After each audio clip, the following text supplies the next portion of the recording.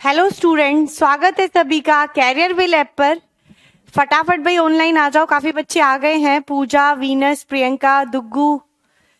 Science SST pedagogy की आप लोगों की क्लास है, ठीक है। आज वो क्वेश्चंस हम करेंगे, मतलब कि काफी इतने क्वेश्चंस आज हम कर लेंगे इस क्लास में जो एग्जाम्स के लिए बहुत यूजफुल होंगे, ठीक है।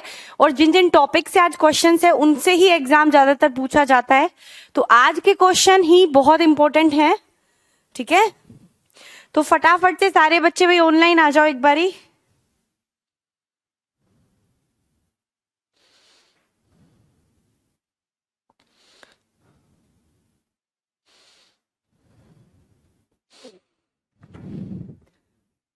आज थोड़ा सा बस लेट हो गए थे भाई, काफी सुबह सुबह का टाइम था संडे का, पर कोई दिक्कत नहीं है, अब क्लास स्टार्ट हो गई है। गार्गी, पूजा, सुमी, इतने सारे क्वेश्चन करेंगे। लगातार 2 घंटे की क्लास है, उसके बाद फिर 2 घंटे की क्लास है, ठीक है। चलो भाई अपना सेशन हम स्टार्ट करते हैं।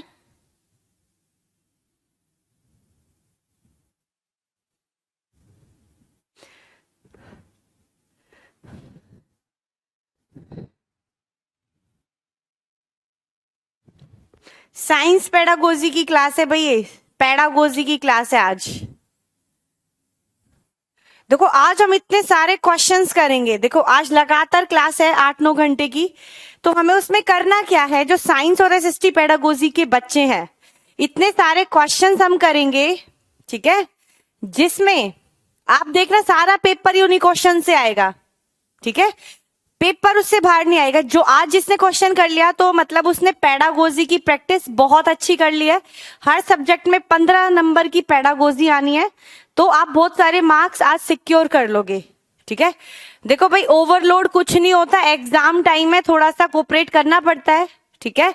और क्लास नहीं छोड़नी है, एक भी क्वेश्चन मिस नहीं करना है। ये सोशल साइंस की क्लास है, यानी कि एसएसटी, ठीक है। आज हम बहुत, और लास्ट में जो सबसे बड़ी क्लास है 3 घंटे की, उसमें हम क्या करेंगे, उसमें कुछ टॉपिक्स हम रिवाइज करेंगे जो एग्जाम्स में आते ही आते हैं। कुछ रिवीजन टाइम भी हम करेंगे, ठीक है। हाँ करें भाई स्टार्ट। चलो क्वेश्चन फर्स्ट स्टार्ट करते हैं भाई।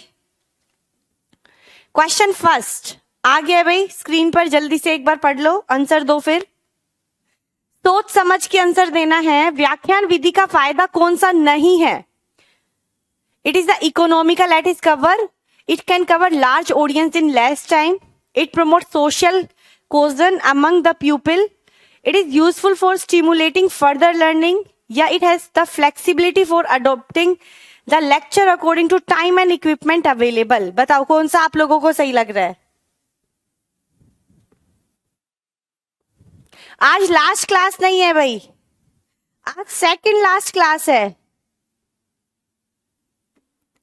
आज कौन सी क्लास है? सेकंड लास्ट क्लास, ठीक है। जो नेक्स्ट क्लास भी मैं लूंगी, मतलब इस वीक में, वो लास्ट क्लास होगी। आप लोगों का एग्जाम 16 तारीख से है भाई, कंफर्म है, ठीक है। तो आप लोगों के रोल नंबर आई थिंक इस हफ्ते आ जाएंगे, 10 तारीख के पास आएंगे, 8 से 10 तारीख के पास, ठीक है। तो देखो क्या होता है कि जो व्याख्यान विधि है, एक तो ये टीचर सेंटर्ड मेथड हो गया। कौन सा मेथड है? Teacher centred. और इसकी देखो ये सारी विशेषताएं हैं कि इसमें क्या होता है, बहुत सारी ऑडियंस को हम एक साथ कवर कर सकते हैं। जब हम इस मेथड का यूज कर सकते हैं तो बहुत सारे बच्चों को पढ़ा सकते हैं एक साथ। थर्ड ऑप्शन देखते हैं, यह अधिक अधिगम को प्रोत्साहित करती है, मतलब हम ज्यादा टॉपिक्स इससे एक साथ कवर कर सकते हैं, टाइम कंज्यूम नहीं होता इससे ज्यादा। फोर्थ है, इसमें उपलब्ध समय और साज सामान के अनुसार अनुकूल बनने की लचक होती है, ठीक है। ये भी है भाई, इसमें हम फ्लेक्सिबिलिटी होती है, अकॉर्डिंग टू टाइम हम इसको चेंज भी कर सकते हैं। अब देखो सेकंड ऑप्शन है, विद्यार्थियों में सामाजिक संशक्ति को प्रोत्साहित करती है, मतलब कि कंफ्यूजन, इसका मतलब होता है कंफ्यूजन, कंफ्यूजन क्रिएट कर देती है, यानी कि जो टीचर पढ़ा रहा है वो सिर्फ बताए जा रहा है, तो बच्चे कुछ भी समझ सकते हैं। तो इसका आंसर क्या होगा? सेकंड। ठीक है, next question. Question number second, परिचर्चा किस का प्रकार है? परिचर्चा यानी कि सिंपोजियम किसको बोला जाता है? देखो, परिचर्चा के नाम से ही आप लोगों को पता चल जाता है कि ये कौन सा मेथड है। चर्चा किसमें की जाती है? चर्चा किसमें की जाती है?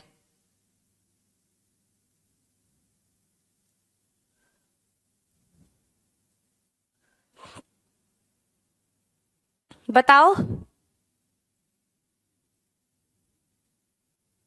चर्चा होती है भाई किसमें? बताओ किसमें होती है? जिसमें परिचर्चा होती है, सारे लोग इंक्लूड होंगे।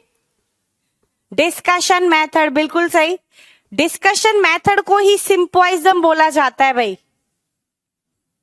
सिंपोजियम डिस्कशन मेथड को ही बोला जाता है। ठीक है, next question number third.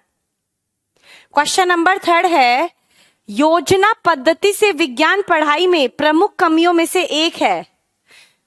Project method की लिमिटेशन बतानी है। फर्स्ट है, विभिन्न विषयों की संकल्पना को एकत्रित किया जाता है। सेकंड, विद्यार्थियों को अतिरिक्त मानसिक और दैहिक काम करना पड़ता है। यह मनोवैज्ञानिक तरीका है। ज्ञान को क्रमिक तरीके से नहीं प्राप्त किया जाता। तो इसकी क्या बतानी है भाई? लिमिटेशन, कमी बतानी है। पढ़ते ही समझ में आ गया होगा। प्रोजेक्ट मेथड में क्या होता है? प्रोजेक्ट मेथड दिया किसने था पहले तो ये बताओ। प्रोजेक्ट मेथड दिया था किलपैट्रिक ने। किलपैट्रिक 1917 में इन्होंने ये मेथड दिया था। और क्या बताया था कि बच्चों को काम करने के लिए ऐसा एक प्रोजेक्ट वर्क दिया जाए जिससे वो समाज में जाकर समाज के लोगों से इंटरेक्ट कर कर अपने ज्ञान को एक संगठित वे में कलेक्ट करे। ठीक है, पर इसमें होता क्या है, जो बच्चा ज्ञान लेता है, आज थोड़ा सा मिल गया, अभी थोड़ा सा मिल गया, अनसिस्टमेटिक वे में बच्चों को ज्ञान मिलता है। तो बस यही एक इसकी लिमिटेशन है। ठीक है, सीक्वेंस में ज्ञान बच्चे इससे प्राप्त नहीं कर पाते। यही क्या है इसकी एक लिमिटेशन। तो आंसर इज डी। ठीक है, ये एसएसटी पेडागोजी की क्लास है भाई। नाउ नेक्स्ट क्वेश्चन है,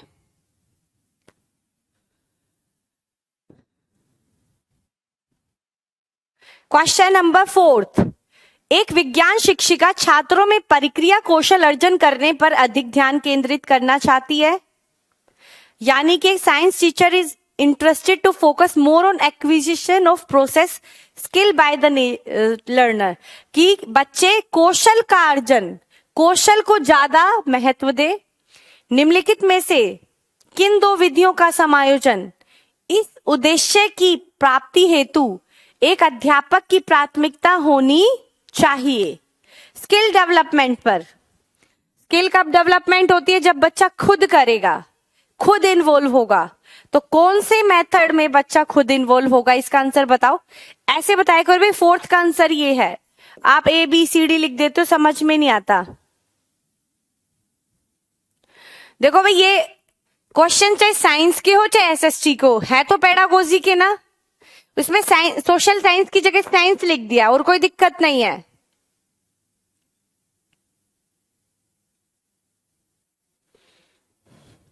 देखो, जिसमें बच्चा खुद करेगा अपने हाथों से, वो मेथड कौन सा है भाई? प्रोजेक्ट कम लेबोरेटरी मेथड। प्रोजेक्ट में भी बच्चा खुद इन्वॉल्व होगा, लेबोरेटरी में बच्चा खुद प्रयोग करेगा। तो जब खुद करेगा बच्चा, तो बच्चे में सबसे ज्यादा क्या होगा? स्किल का डेवलपमेंट। तो answer is D. Next answer is D. Now question number fifth. प्राथमिक स्तर पर इतिहास पढ़ाने की सबसे महत्वपूर्ण व प्रभावी शिक्षण विधि।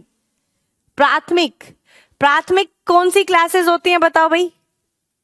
एलिमेंट्री। एलिमेंट्री का मतलब होता है पहली से 8वीं, यानी कि 6 से 14 वर्ष का बच्चा इसमें आएगा। एलिमेंट्री में, एलिमेंट्री में कितने वर्ष का बच्चा आता है भाई? 6 से 14 वर्ष का बच्चा। आप लोगों का एडमिट कार्ड 8 तारीख से 10 तारीख के बीच में आएगा भाई, और एग्जाम कंफर्म है 16 को ही होना है।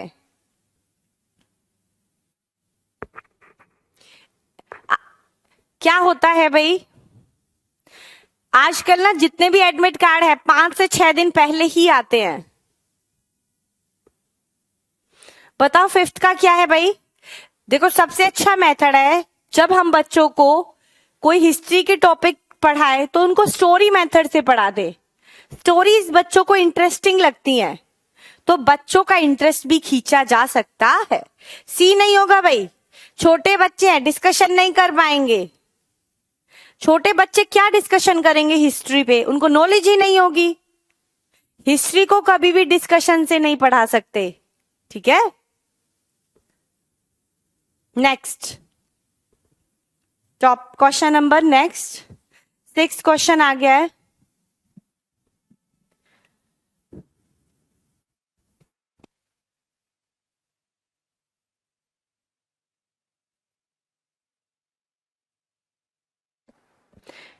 क्वेश्चन 6 है भाई, सामाजिक अध्ययन विषय की एक अध्यापिका कक्षा 8 के विद्यार्थियों को मतदान प्रक्रिया के बारे में पढ़ाना चाहती है।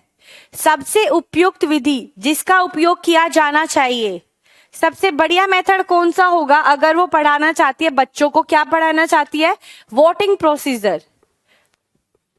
वोटिंग प्रोसीजर के बारे में पढ़ाएगी, तो कौन सा मेथड सबसे बढ़िया होगा उनको ये चीज सिखाने का?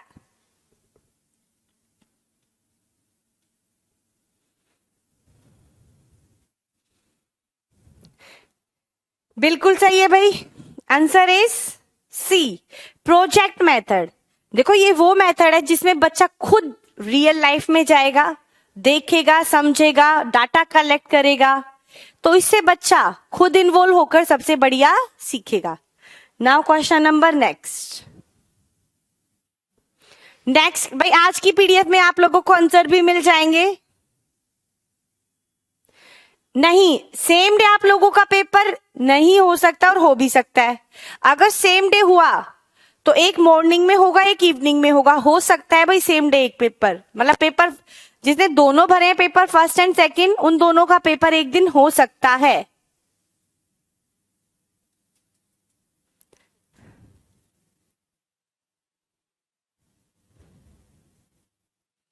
सेवंथ का बताओ भाई क्या आंसर होगा? सामाजिक विज्ञान शिक्षण की प्राचीन विधि है। सोशल साइंस मेथड की सबसे पुरानी विधि कौन सी है? एक ही विधि है जो सबसे पुरानी है। डाल्टन मेथड हम पढ़ेंगे, लास्ट में पढ़ेंगे भाई। आज जो लास्ट की 3 घंटे की क्लास है उसमें वो टॉपिक्स कवर करेंगे एग्जाम के पॉइंट ऑफ व्यू से जो इंपॉर्टेंट है, सारे कर लेंगे पेडागोजी के, ठीक है। सारे वो चीजें मैं बताऊंगी उसमें टॉपिक वाइज, हम छोटा छोटा रिवीजन भी हो जाएगा उसमें हमारा। अलग दिन भी हो सकता है, सेम डे भी हो सकता है। तो answer is lecture method. Lecture method को क्या बोला जाता है भाई? चॉक एंड टॉक मेथड भी बोला जाता है। चॉक एंड टॉक मेथड ये सबसे पुरानी विधि है। इसको फ्रंटल मेथड भी बोला जाता है। फ्रंटल,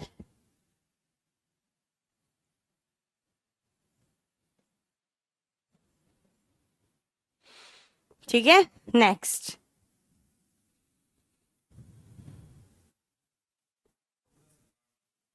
कोई दिक्कत नहीं।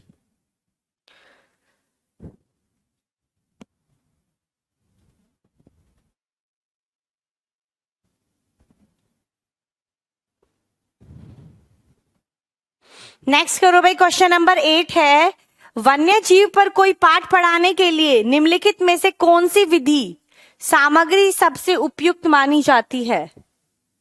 फर्स्ट है model, town, film show, slide show. बताओ इसका 8 का आंसर बताओ भाई। अच्छा क्वेश्चन है, देखना।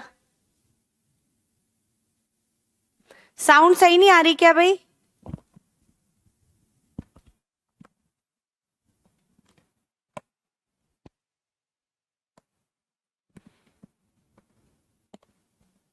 ठीक है भाई, आपको मैं 1 से 2 दिन में सारे क्वेश्चंस आंसर अरेंज करा दूंगी ताकि दिक्कत ना हो।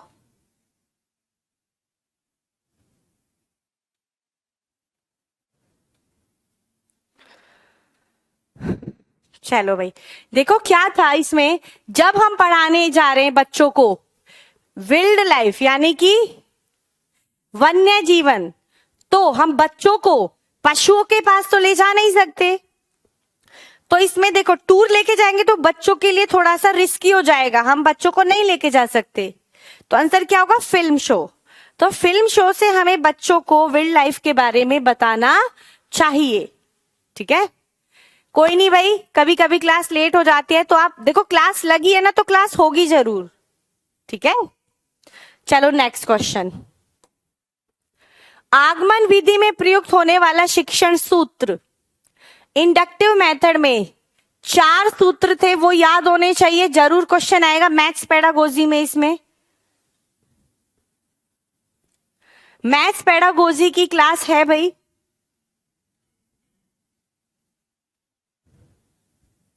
देखो, जू में लेके जा सकते हैं पर किसी टूर में, फॉरेस्ट में नहीं लेके जा सकते बच्चों को।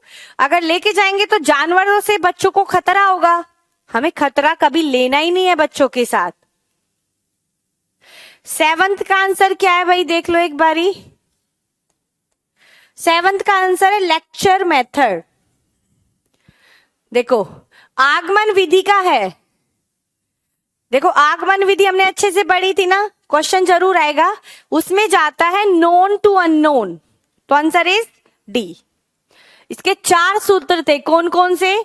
Known to unknown, example to rule, example to rule, और क्या था इसमें? Specific to general, specific to general, और एक था इसमें कंक्रीट टू एब्स्ट्रैक्ट, मूर्त से अमूर्त। ये इसका फॉर्मूले थे 4, और डिडक्टिव के बिल्कुल इसको उल्टे हैं। चलो next question, question number next 10th question. एक शिक्षक विद्यार्थी का ध्यान किस तरह सुधार सकता है? एक टीचर चाहता है कि वो बच्चों का अटेंशन खींचे, बच्चों का ध्यान पढ़ाई में लगना शुरू हो जाए। ठीक है, तो बताओ भाई वो किस तरीके से? बाय सेल्फ मॉनिटरिंग, या मॉनिटरिंग बाय हेडमास्टर या प्रिंसिपल, या ऑब्जर्वेशन, या by introducing interesting way of teaching? 10th का बताओ फटाफट से।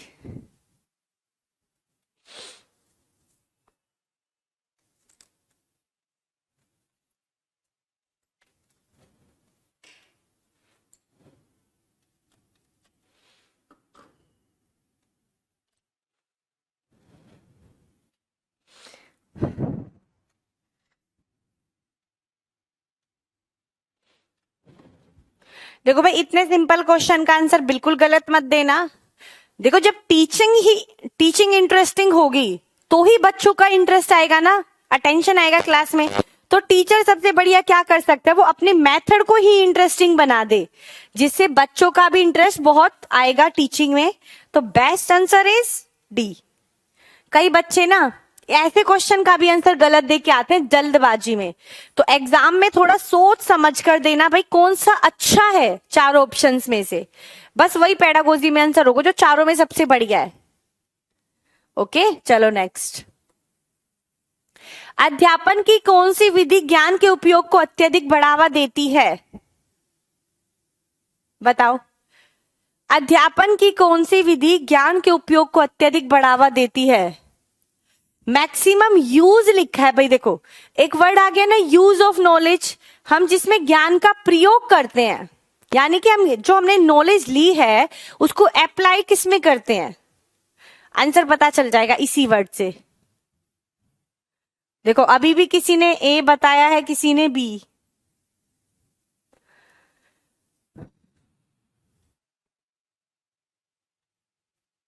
देखो उपयोग करना, यूज करना, बहुत सारे बच्चों ने सही भी दिया है पर कुछ बच्चे गलत दे रहे हैं। नेहा ने गलत दिया है, दुग्गू ने डी गलत दिया है, विभा ने ए। देखो सबने अलग अलग दिया है।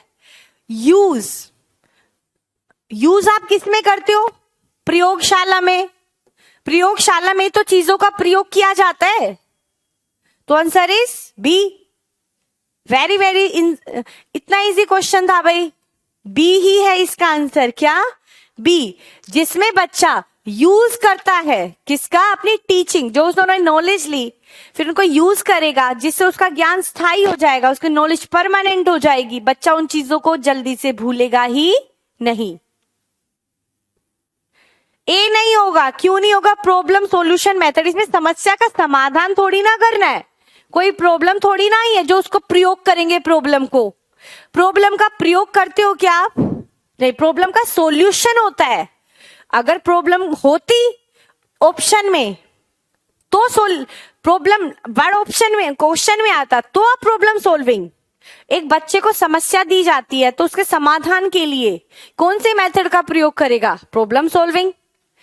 ए नहीं होगा क्योंकि देखो बी आंसर है। क्यों? क्योंकि प्रयोगशाला में चीजों को प्रयोग किया जाता है। यूज ऑफ नॉलेज कहां होती है? प्रयोगशाला में।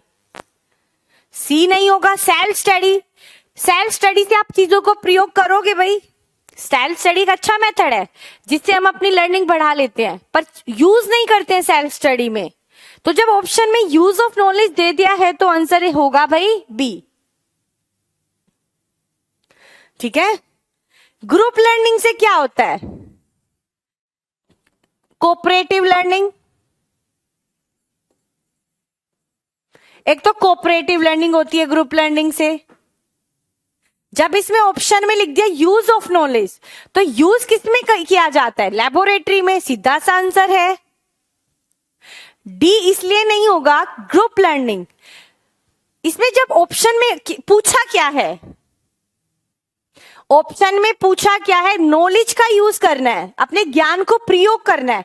तो क्या आप ग्रुप में अपने ज्ञान का प्रयोग करते हो? ग्रुप में तो ग्रुप लर्निंग होती है, सोशलाइजेशन होता है। ठीक है, तो आंसर है भाई इसका डी, बी सॉरी। नेक्स्ट, वैज्ञानिक चिंतन का निर्णायक पक्ष क्या होगा? यानी कि वैज्ञानिक, the crucial aspect of scientific thinking is,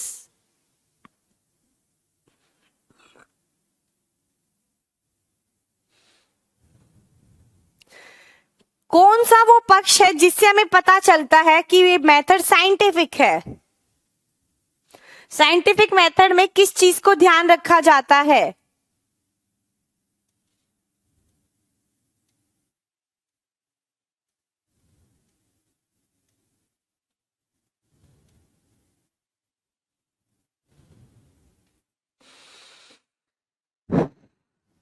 हाँ भाई, 6 बजे तक क्लास है, कंटिन्यू पढ़ते रहना। आज की क्लास कर ली तो पेडागोजी की क्लास बहुत सारी हो जाएंगी। ठीक है, तो आंसर क्या होगा भाई इसका? परिकल्पना। इसमें संभावित उत्तर निकाल लिया जाता है, संभावित समाधान। हम पहले से सोच लेते हैं ये इस तरीके से हमें समाधान निकालना है, ये समाधान होगा। अगर हमारी परिकल्पना सही बनती है तो ही हमारा सॉल्यूशन सही निकलेगा, अदरवाइज नहीं निकलेगा। नेक्स्ट क्वेश्चन, नेक्स्ट क्वेश्चन है भाई, यदि कोई अवधारणा पढ़ानी हो तो निम्नलिखित में से कौन सा उपागम सर्वोत्तम होगा? यानी कि which teaching, while teaching a concept, which of the following approach would be the most appropriate? First, explanation of the concept. Second, explanation followed by example. Third है first example should be presented, then known example should be presented followed by explanation. Dictation followed by explanation. बहुत easy सा question है।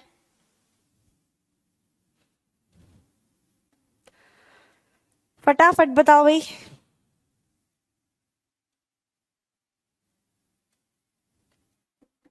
क्या answer होगा इसका?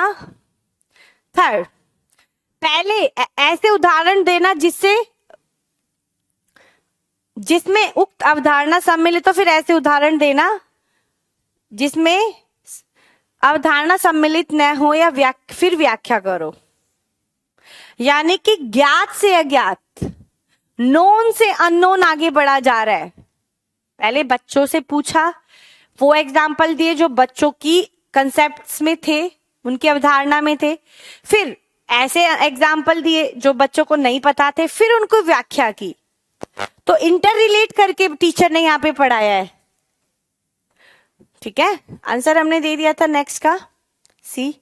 Next है teaching method are selected on the basis of.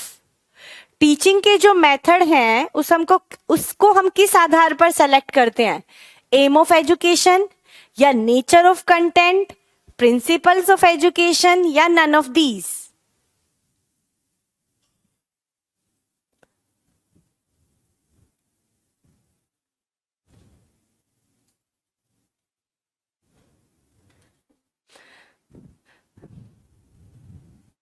Ashima and Sanju दोनों का गलत है, शिवानी का भी गलत है, सोनू का भी गलत है।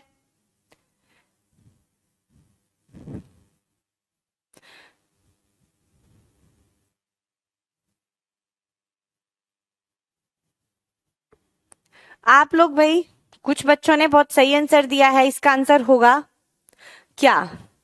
देखो, हमें मेथड को हम सेलेक्ट करते हैं, कंटेंट क्या है, जैसा कंटेंट होगा उसके अकॉर्डिंग मेथड चुना जाता है, ना कि एम्स के अकॉर्डिंग। एम्स के अकॉर्डिंग हम मेथड नहीं चुनते हैं, हम मेथड चुनते हैं अपना कंटेंट के नेचर के अकॉर्डिंग। तो answer is B. Easy content है, कंटेंट कैसा है, तो कौन सा हमें टीचिंग मेथड यूज करना है, उसमें कौन सा टीचिंग एड यूज करना है जिससे हम कंटेंट को अच्छे से समझा सके। कंटेंट को समझाने के लिए मेथड यूज किया जाता है, ठीक है, ना कि एम्स तो होते हैं हमारे लेसन प्लान में। बी इसका एकदम सही आंसर है भाई। सी क्यों नहीं है? प्रिंसिपल्स ऑफ एजुकेशन, प्रिंसिपल्स भी नहीं होगा। Next, first step of project method.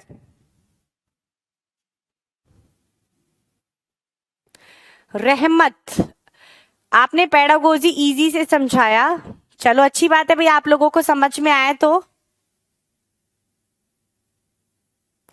आज भाई 6 बजे तक क्लास है आप लोगों की, तो 6 बजे तक कंटिन्यू रहना। देखते हैं किस किस में इतना जोश है पढ़ाई का, कौन कितना मोटिवेट है अपने एग्जाम को क्लियर करने का के लिए, कौन कौन सच में इसी बारी में अपना एग्जाम क्लियर करना चाहता है, एक ही बारी में। दूसरी बार का ऑप्शन ही खत्म कर दो, आज पढ़ लिया तो क्या होगा? इसका आंसर होगा भाई, देखो अब जितनी लाइव क्लासेस होते हैं ना वो भी अटेंड कर लोगे ना, आपका एग्जाम क्लियर हो जाएगा। ठीक है, तो सबसे पहला मेथड क्या है, इसका स्टेप क्या है? सरकमस्टांस क्रिएट करना, यानी कि परिस्थिति का निर्माण करना।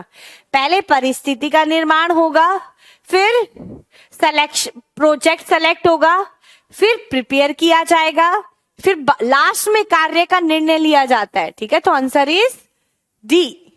आंसर इसका डी होगा। आंसर क्या होगा इसका? D, selection. प्रोजेक्ट को सेलेक्ट करने से पहले सिचुएशन को क्रिएट करके करना पड़ेगा कि क्या क्या कौन कौन से प्रोजेक्ट हैं, सिचुएशंस क्या क्या हमारे पास। इसका आंसर है डी। कौन सा आंसर है भाई? डी। सी क्यों नहीं है? क्योंकि हमें सेलेक्ट करने से पहले उसकी परिस्थिति को समझना होगा।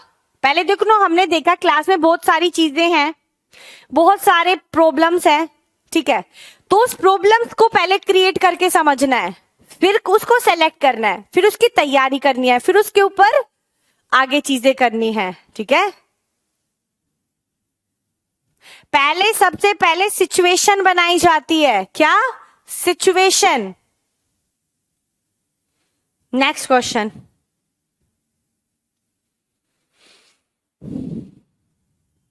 क्वेश्चन नंबर 16 है भाई आप लोगों का। Suitable method to drive method in mathematic is, गणित में सूत्रों की स्थापना, टू डिराइव, फॉर्मूला आएगा भाई यहां पर, फॉर्मूला, सूत्र को निकालने का, सूत्र को निकालने का सबसे बढ़िया क्या मेथड है? हमें अपने क्या करना है भाई, हमें फॉर्मूलों को एस्टेब्लिश करना है। तो वेरी वेरी इजी, तो क्या होगा भाई? Inductive method. एग्जाम्पल ले लेकर बच्चों से नियम बनवाना है, तो नियम सिद्ध हो जाएगा। तो आंसर इज फर्स्ट। ओके, नहीं फर्स्ट नहीं, सॉरी, सी। नेक्स्ट, ज्ञात से अज्ञात की ओर चलते हैं। किसमें चलते हैं भाई? ज्ञात से अज्ञात की ओर।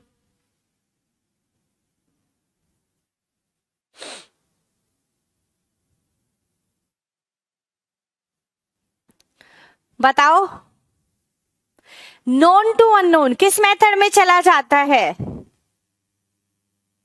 इन चारों के फॉर्मूले जरूर याद रखना।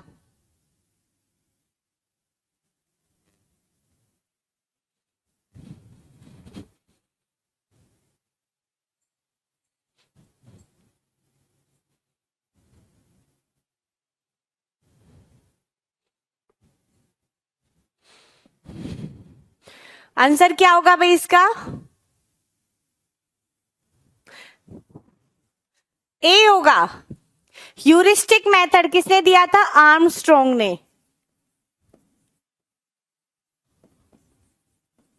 ये कहते हैं, इसका एक सिद्ध वो यूज किया था इन्होंने कंसेप्ट, मैं स्वयं खोजता हूं, मैं स्वयं खोजता हूं, यानी कि बच्चे अपना जो ज्ञान है वो खुद खोजेंगे। ठीक है, ह्यूरिस्टिक मेथड वो मेथड होता है जिसमें बच्चे अपने ज्ञान का निर्माण खुद करते हैं। ठीक है, उनको ज्ञान दिया नहीं जाता, वो ज्ञान को खुद कंस्ट्रक्ट करेंगे। ठीक है, तो इसमें क्या होता, बच्चों को लर्निंग बाय डूइंग से मेथड से पढ़ाया गया था। ओके, आर्मस्ट्रॉन्ग ने इस मेथड को दिया था। वो कहते हैं कि मैं स्वयं खोजता हूं, यानी कि बच्चों को अपने ज्ञान को कंस्ट्रक्ट करने का मौका दिया जाए, जिससे बच्चे अपने ज्ञान की खोज स्वयं करें। उनको पका पकाया खाना मत दो, उनको खाने को पकाने दो। जब वो पकाएंगे तो वो अच्छा सीखेंगे। ठीक है, किलपैट्रिक ने दिया था भाई प्रोजेक्ट मेथड, किलपैट्रिक। ठीक है, इंडक्टिव मेथड दिया था बेकन ने, फ्रांसिसी बेकन। नेक्स्ट,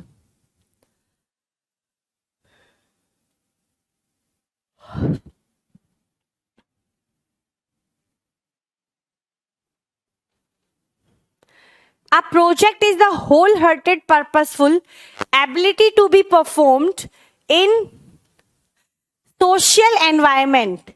ये डेफिनेशन बहुत आती है भाई, ये डेफिनेशन बहुत एग्जाम्स में पूछी जाती है, आप लोगों को पता होनी चाहिए।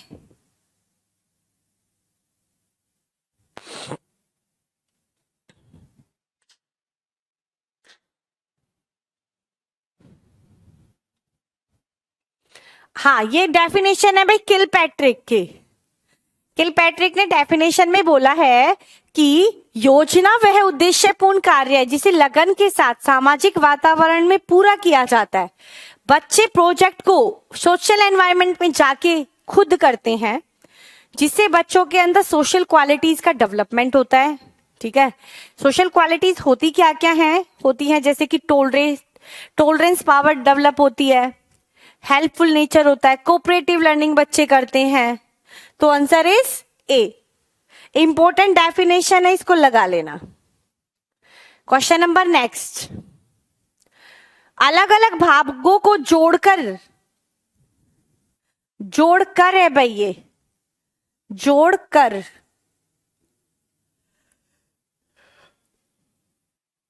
यह सिद्धांत है। कौन सा सिद्धांत है? जिसमें अलग अलग भागों को जोड़ा जाता है।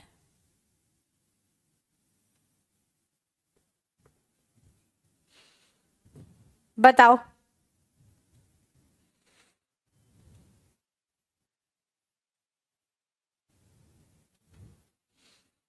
19th का बताओ भाई क्या होगा? जिसमें अलग अलग भागों को जोड़ा जाता है। एक मेथड है जिसमें भागों को तोड़ तोड़ कर समझाया जाता है, दोनों एक दूसरे के अपोजिट हो गए। ठीक है, तो इसका आंसर देखो, भागों पहले एनालिटिकल होता है, फिर सिंथेसिस होता है, पहले विश्लेषण फिर संश्लेषण। पहले भाग तोड़े जाते हैं फिर जोड़े जाते हैं। तो तोड़ने को तो बोला जाता है विश्लेषण, पर जब भागों को जोड़ा जाता है, कंसेप्ट को जोड़ जोड़ कर एक दूसरे से पढ़ाया जाता है, तो वो हो जाता है संश्लेषण विधि। ठीक है, इसका आंसर होगा भाई D. Now question number next,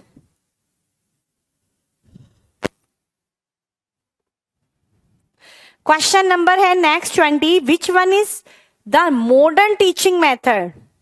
सबसे आधुनिक शिक्षण प्रणाली कौन सी है?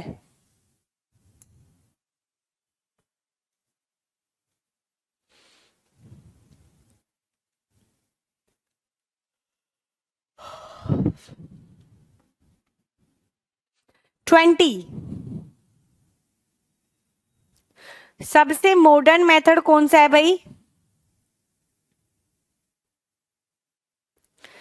नहीं भाई, इसका आंसर सबसे आधुनिक मेथड है प्रोजेक्ट मेथड। लेक्चर मेथड सबसे पुराना मेथड है, सबसे मॉडर्न मेथड प्रोजेक्ट मेथड है। और मोंटेसरी मेथड प्रणाली किसने दी थी? मारिया मोंटेसरी ने। मारिया मोंटेसरी ने। कहां के निवासी हैं? इटली, इटली की रहने वाली हैं। नेक्स्ट, पहले छात्रों को पूर्ण ज्ञान प्रदान किया जाता है, उसके पश्चात पूर्ण के अंश किए जाते हैं। यानी कि स्टूडेंट को कंप्लीट नॉलेज देने के बाद उसके पार्ट्स किए जाते हैं, तो होल टू पार्ट आ गया है। तो होल टू पार्ट कौन से कंसेप्ट में था भाई? कौन से मेथड का मेथड है? देखो भाई, ट्रेडिशनल का होता है लेक्चर मेथड। श्यामा आप सही बोल रहे, आधुनिक का मतलब आपने गलत समझ लिया था, बिल्कुल सही कह रहे हो। आधुनिक का मतलब मॉडर्न होता है, सबसे न्यू। तो आंसर क्या होगा भाई इसका? जिसमें पूर्ण ज्ञान प्रदान किया जाता है, उसके पश्चात। देखो ये रूल किसका था? Whole to part, whole to part. बताओ, बहुत इजी सा क्वेश्चन है।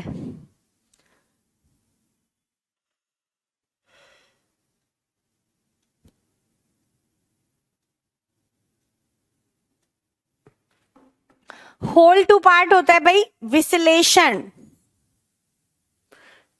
ठीक है, इसके दो ही रूल है, एक तो होल टू पार्ट, एक unknown to known. Unknown to known, अज्ञात से ज्ञात, ये दो नियम किसके हैं? विश्लेषण के। पहले विश्लेषण होता है फिर संश्लेषण होता है। पहले भाग को तोड़ा जाता है बच्चों को समझाने के लिए, फिर उसको जोड़ जोड़ कर पढ़ाया जाता है। ठीक है, जब बच्चों को कंसेप्ट नहीं समझ आता तो उसको तोड़ तोड़ कर समझाते हैं। नेक्स्ट, एक्सकर्जन डेवलप, क्या डेवलप करता है?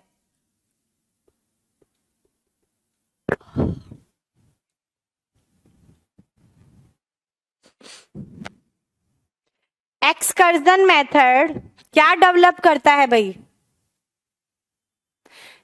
देखो, आज 6 बजे तक क्लास है भाई आप लोगों की।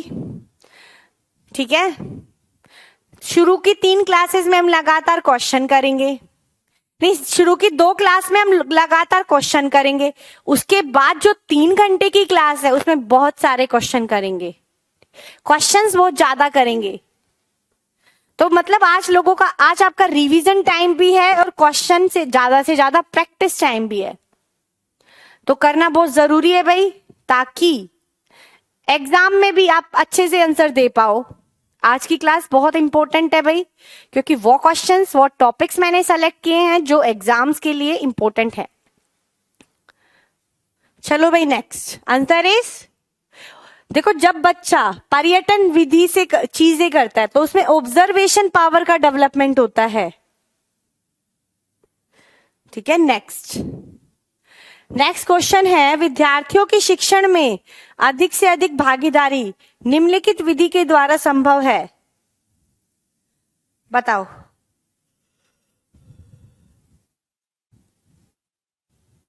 हाँ भाई, एसएसटी वालों को भी साइंस की क्लास लेनी है, साइंस वालों को एसएसटी की क्लास लेनी है, पेपर फर्स्ट वालों को भी सेकंड की क्लास लेनी है, पेपर सेकंड वाली। 23 का क्या आएगा भाई, वो कौन सा मेथड है जिसमें ज्यादा से ज्यादा बच्चे पार्टिसिपेट करते हैं, बताओ। बच्चे ज्यादा से ज्यादा पार्टिसिपेट करते हैं,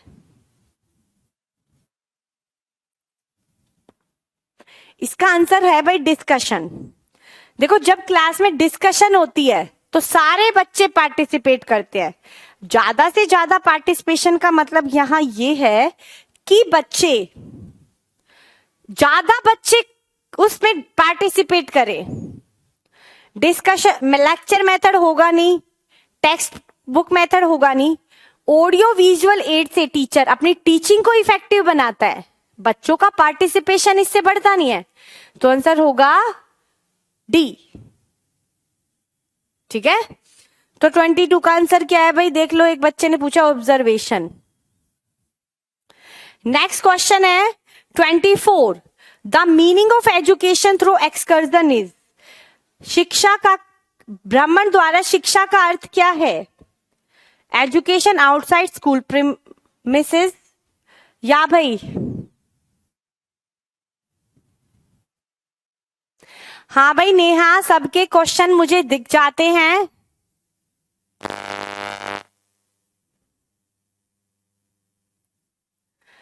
हाँ भाई, जिसने पेपर फर्स्ट कंप्लीट नहीं किया वो पेपर सेकंड दे सकता है, वो क्लास भी ले सकता है, सबके कमेंट्स मुझे मिल जाते हैं। आंसर क्या होगा, विद्यालय प्रांगण से बाहर शिक्षण करना, मनोरंजन के लिए छात्रों को बाहर ले जाना, या प्रत्यक्ष रूप से अनुभव करना, या लर्निंग इन डिफिकल्ट सिचुएशन, कठिन परिस्थिति में सीखना।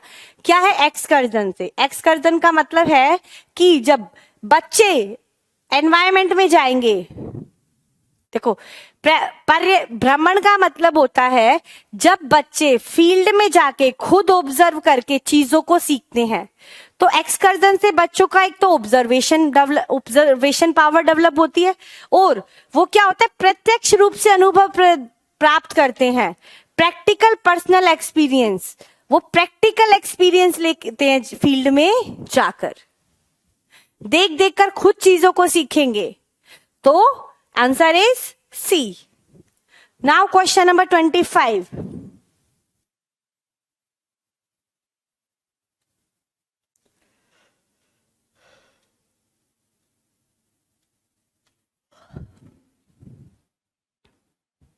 हाँ भाई शिवा, आज की जो क्लासेस हैं, आज पूरे दिन जो क्लास चलेगी वो इनफ होगी आपकी पेडागोजीज के लिए, ठीक है, तो क्लास लेनी बहुत जरूरी है। अब क्वेश्चन आए हैं नेक्स्ट, प्रयोगात्मक विधि का सर्वप्रथम प्रस्तावित किया, देखो एक्सपेरिमेंटल मेथड किसने दिया, बताओ। चलो, ये साइकोलॉजी का क्वेश्चन है, बताओ किसने दिया है भाई एक्सपेरिमेंटल मेथड।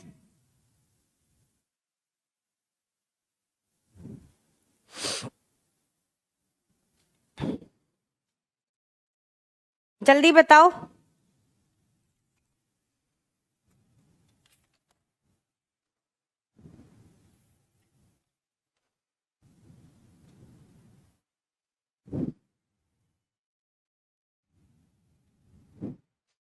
इसका आंसर है भाई विल्हेम वुंड। देखो, विल्हेम वुंड को क्यों फादर ऑफ एक्सपेरिमेंटल साइकोलॉजी बोला जाता है? इन्होंने 1879 में जर्मनी के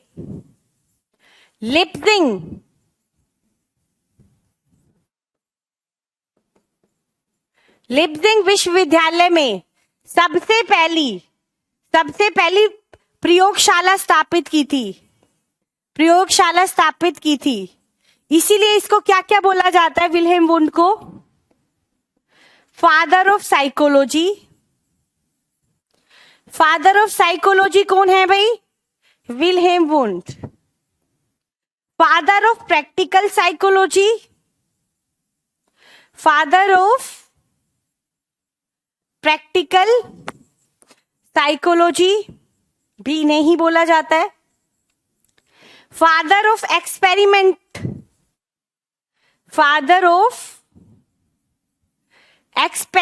साइकोलॉजी,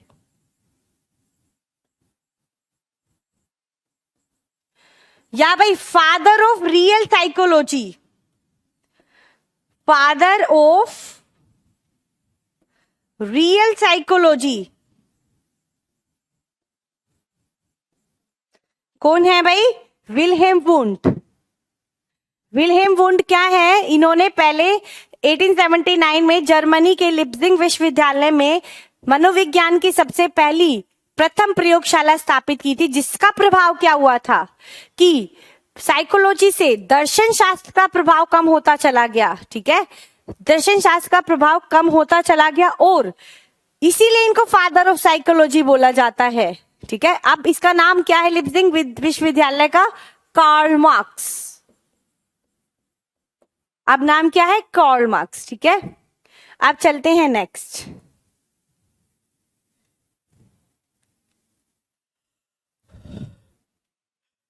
ट्वेंटी सिक्स क्वेश्चन, अवलोकन प्रयोग। 3 method of science, observation, experimentation and क्या थर्ड वन इज, बताओ इसका आंसर क्या होगा?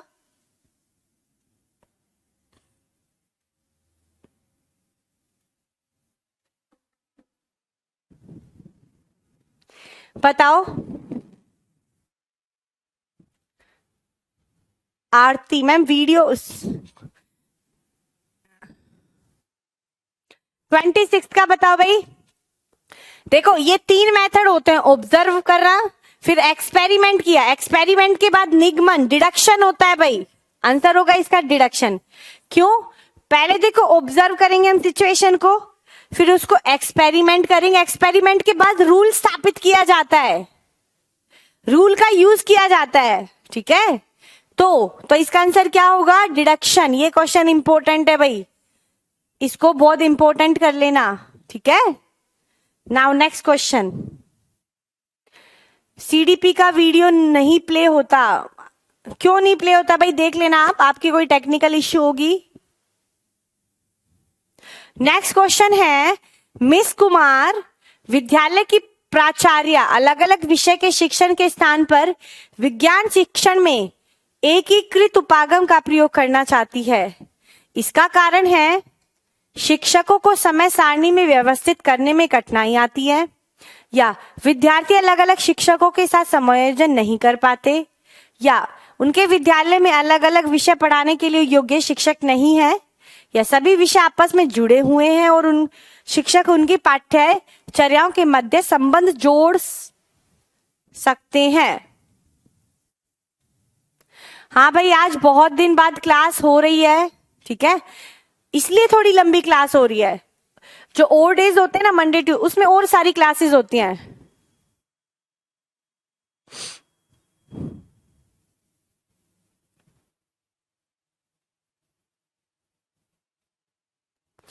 आज की जो क्लास होगी ना भाई, आप 4 घंटे क्लास होने के बाद जो 2 घंटे की क्लास होगी, इसमें हम कुछ टॉपिक्स करेंगे। ठीक है, टॉपिक्स इंपॉर्टेंट होंगे, वो मैं बता दूंगी, आप रिवाइज भी कर लेना, मेरी क्लासेस भी देख लेना। ठीक है, एग्जाम से डरना नहीं है, एग्जाम पे जीत हासिल करनी है।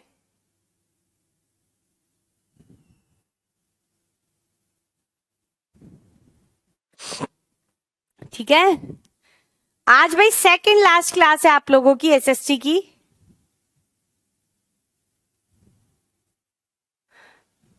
चलो भाई, सर्वर कह रहे हैं मैम आप बहुत अच्छा कंसेप्ट क्लियर करती हो, देखो आपको अच्छा लगता है तो प्रैक्टिस करो, सिलेक्शन लो, और जब सिलेक्शन हो जाए तो भाई बताना कितना पढ़ाया हुआ हमसे आया, आप लोग ही बताओगे। ठीक है, आप लोगों को कितना अच्छा लगा पढ़कर, कितना आपके लिए हेल्पफुल रहा।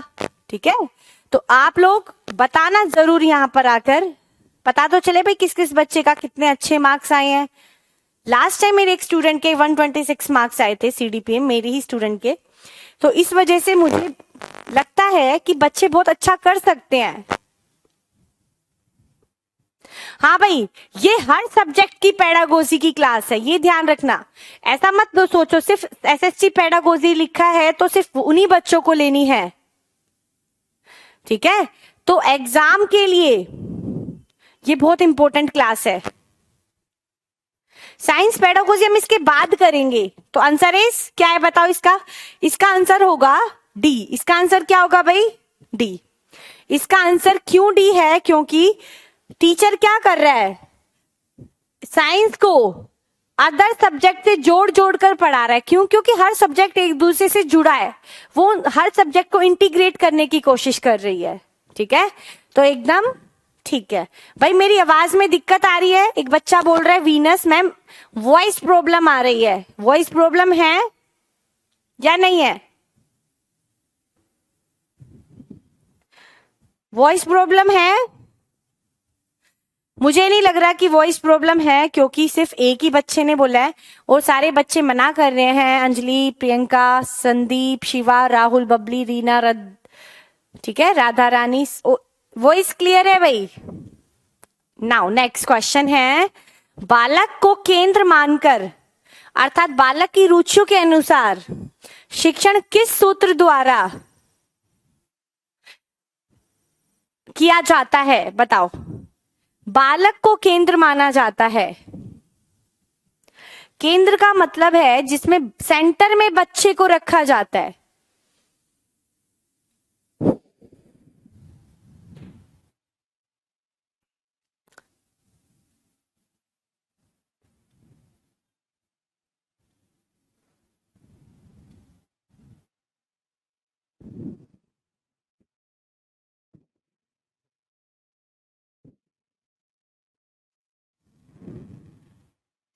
देखो, जो एग्जाम शेड्यूल होगा आप लोगों का 16 तारीख से है फर्स्ट एग्जाम, तो जिसका 16 को होगा उसका एडमिट कार्ड आ जाएगा 8 से 10 तारीख तक।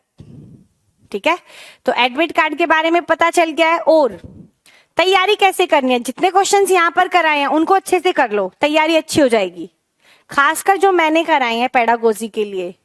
ठीक है, नाउ इसका आंसर है साइकोलॉजिकल, यानी कि साइकोलॉजिकल का मतलब ही वो होता है जिसमें सब कुछ बच्चे के अकॉर्डिंग होता है, अकॉर्डिंग टू लर्नर, सीखने वाले के अनुसार क्या होता है सब कुछ। ठीक है, चलो नेक्स्ट क्वेश्चन है, भाषा शिक्षण हेतु उपयुक्त युक्ति है, यानी कि suitable method for teaching of language, language पढ़ाने का सबसे बढ़िया तरीका कौन सा है? तो फर्स्ट ऑप्शन है excursion, second is story telling, third is description, fourth is explanation. तो इसका आंसर होगा स्टोरी टेलिंग। थोड़ा सा फास्ट चलते हैं, क्वेश्चन ज्यादा है भाई, टाइम कम ना रह जाए। जिन क्वेश्चंस पे एक्सप्लेनेशन देने की जरूरत पड़ेगी उन पे दे दूंगी, अदरवाइज कई क्वेश्चंस ऐसे होते हैं नहीं देने की जरूरत पड़ती है, तो उन पे टाइम वेस्ट नहीं करना है। हाँ, the heuristic approach is based on, heuristic approach यानी कि अन्वेषण उपागम किसने दिया था? आर्मस्ट्रॉन्ग ने दिया था, अभी अभी बताया। ठीक है, वो किस चीज पर? पूछताछ की भावना पर, स्पिरिट ऑफ इंक्वायरी, यानी कि बच्चे खुद इंक्वायर कर करके, पूछताछ कर करके अपने ज्ञान को बढ़ाए, विकसित करे। तो answer is C. Now next question number 31 है, एक शिक्षिका अपने शिक्षार्थी को सामूहिक चर्चा, सामूहिक परियोजना जैसी सामूहिक गतिविधियों में लगाए रखती है। वह यह ज्ञान का आयाम दर्शाती है। कौन सा है? Learning through recreation, learning language guided learning, competition based learning, या learning as the social activity. फटाफट बताओ। 28 प्रियंका ने पूछा मैम 28। इतना इसका आंसर सोच लो। साइकोलॉजिकल का मेथड ही होता है जिसमें सब कुछ बच्चे के अनुसार होता है। साइकोलॉजी क्या है? बच्चों के अनुसार। वो सारे मेथड बच्चों के अनुसार होते हैं जिसमें साइकोलॉजी होती है। तो इसका आंसर क्या होगा? जब टीचर ग्रुप में एक्टिविटी कराती है तो सामाजिक गतिविधि के रूप में वो ज्ञान प्राप्त कराना चाह रही है। ठीक है, तो answer is D. Now question number 32। विद्यार्थियों में वैज्ञानिक निपुणताएं विकसित करने के लिए निम्नलिखित में से क्या अत्यधिक सही है? क्या डेवलप करना है भाई? साइंटिफिक स्किल डेवलप करनी है।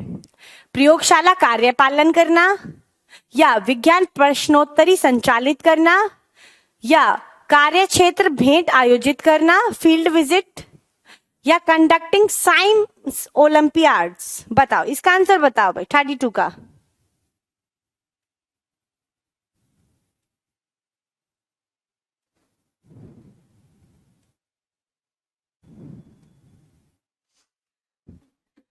मैंने एक बात बताई थी भाई, जिसमें स्किल डेवलप होगी उसमें क्या होगा? लेबोरेटरी। जिस चीज में वो स्किल डेवलप कैसे होती है? जब वो चीज को करता है, यूज करता है, और यूज किस में किया जाता है? लेबोरेटरी में।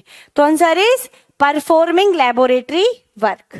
नेक्स्ट, बेकन ने किस शिक्षण पद्धति को विकसित किया है? फ्रांसीसी बेकन इनका पूरा नाम है। उन्होंने कौन सा मेथड दिया था? बताओ भाई।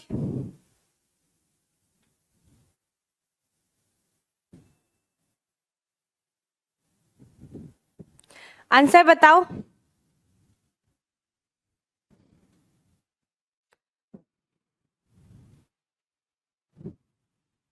आंसर होगा भाई क्या? इंडक्टिव। और इसके 4 सूत्र याद कर लेना भाई, 4 फॉर्मूलाज। बार बार मैंने बोला है, आएगा क्वेश्चन। नेक्स्ट है क्वेश्चन नंबर है, प्रोजेक्ट विधि की सबसे बड़ी कमी क्या है?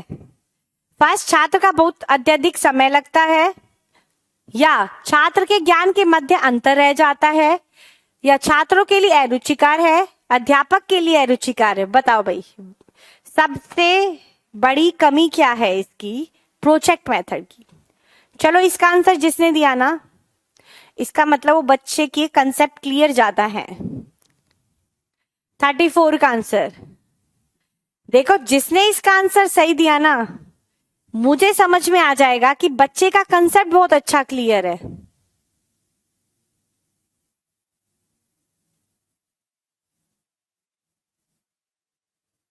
देखो कईयों ने ए दिया है, ए नहीं होगा।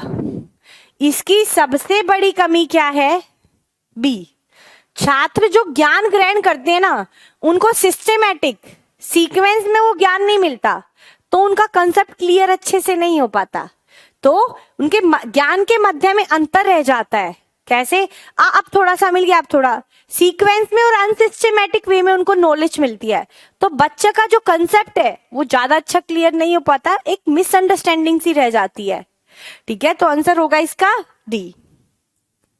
Now question number 35। एक विज्ञान शिक्षक कक्षा के विद्यार्थियों को हवा के गुण पढ़ाने के लिए समूहों के क्रियाकलाप कराने की योजना बनाती है। वह समूहों को नेतृत्व करने वाले विद्यार्थियों का चयन कुछ गुणों के आधार पर करती है। फर्स्ट है विद्यार्थियों को भूमिका करने का आदेश देना और उनकी अपनी समझ के अनुसार कार्य करवाना। फर्स्ट है, और भाई आगे है शायद ऑप्शन। नेक्स्ट, मुख्य भूमिकाएं होशियार विद्यार्थियों को देकर सुनिश्चित कर लेना कि उनका समूह सबसे पहले कार्य कर लेगा, या योग्यता अनुसार भूमिका देना, प्रोत्साहित करना, वे समूह सदस्यों के साथ समन्वय बनाए रखना। फोर्थ है भूमिका चयन करने की स्वतंत्रता, अपनी गति से कार्य करना और समझना। बताओ बताओ भाई क्या लग रहा है आप लोगों को इसका आंसर?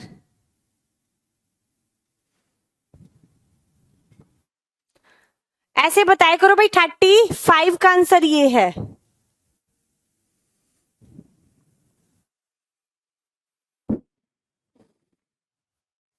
आंसर क्या होगा इसका? सी। टीचर को योग्यता के अनुसार उनको रोल देना चाहिए, उनको मोटिवेट करना चाहिए और उनके साथ कोऑर्डिनेट भी करना चाहिए ग्रुप में। ठीक है, तो ये सबसे बढ़िया ऑप्शन है। नाउ नेक्स्ट क्वेश्चन है भाई 36। निम्नलिखित में से किस विधि में उपलब्ध ज्ञान का उपयोग निष्कर्ष निकालने में प्रयुक्त किया जाता है? निष्कर्ष किस में निकाला जाता है? चलो बताओ। बताया था ना मैंने निष्कर्ष। चलो इसका आंसर दो भाई। जिसने इसका आंसर दिया 6 क्वेश्चन का, वो बच्चा ना, इसका मतलब उसका कंसेप्ट बहुत अच्छा क्लियर है। ये बढ़िया क्वेश्चन पूछा है मैंने, इसको पढ़ाया भी बहुत अच्छे से था।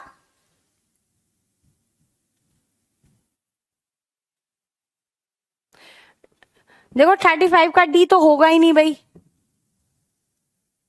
क्यों? Giving major role to brightness student to ensure that there, क्या है, फ्रीडम टू चूज, भूमिका चयन करने की स्वतंत्रता, अपनी गति से कार्य करना और समझना। नहीं, बच्चों को नहीं दिया जा सकता ये कार्य। क्लास जो छठी थी, बच्चों को, छठी क्लास के बच्चों को ये काम नहीं दे सकते हम। इसका आंसर क्या होगा भाई? निष्कर्ष निकाला जाता है। देखो अभी गलत दिया है सभी ने इसका आंसर। निष्कर्ष किस में निकाला जाता है? इंडक्टिव में। देखो ये था example to rule, example to rule, यानी कि जब बहुत सारी समस्या का एक सिंगल सॉल्यूशन दिया जाता है। एग्जाम्पल देखो बहुत सारे होते हैं, रूल एक होता है। डिस्कशन के बाद जब एक उस पे आते हैं हम, निष्कर्ष पे, तो वो कौन सा मेथड है? इंडक्टिव। इसमें कंक्लूजन निकाला जाता है, चीजों का सामान्यीकरण, जनरलाइजेशन किया जाता है। ठीक है, और ये वाली थिंकिंग किस प्रकार के बच्चों में पाई जाती है भाई? इंटेलिजेंट। इंटेलिजेंट बच्चों में किस प्रकार का चिंतन पाया जाता है? अभिसारी, अभिसारी, कन्वर्जेंट थिंकिंग।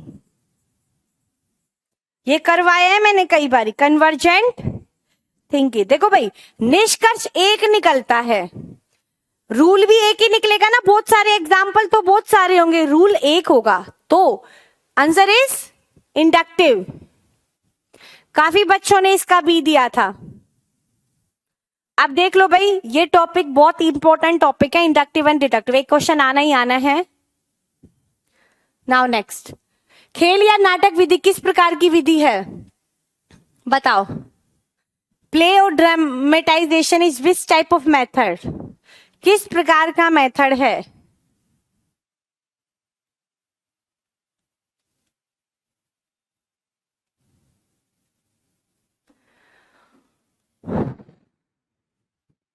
इंटेलिजेंट बच्चों में कन्वर्जेंट थिंकिंग होता है और क्रिएटिव बच्चों में डाइवर्जेंट थिंकिंग पाई जाती है। ठीक है, तो इसका आंसर एकदम सही है। प्रोजेक्टिव मेथड में खेल और नाटक विधि होता है। Now next, in which of the following method is use to draw conclusion? अभी अभी पढ़ा है, बताओ कंक्लूजन कौन से मेथड में निकाला जाता है?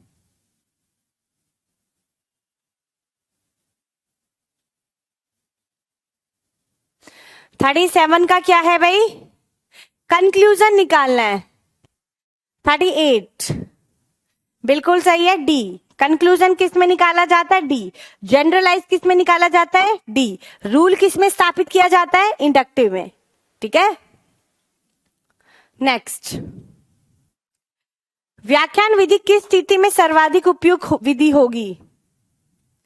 फर्स्ट है अभिरुचि के किस विकास और पाठ्य सामग्री के संपूरक के रूप में, या ensure complete coverage of material, या टीच कंट्रोवर्सल टॉपिक, या hold the attention of the unruled class. बताओ भाई 39 का बताओ फटाफट।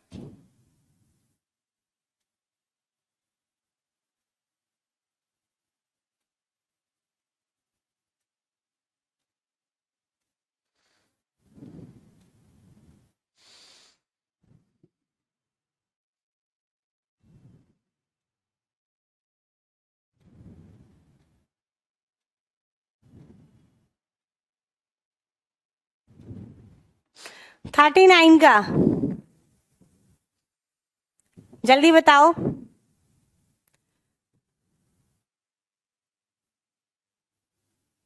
कन्वर्जेंट का मतलब होता है अभिसारी, डाइवर्जेंट का मतलब होता है अपसारी।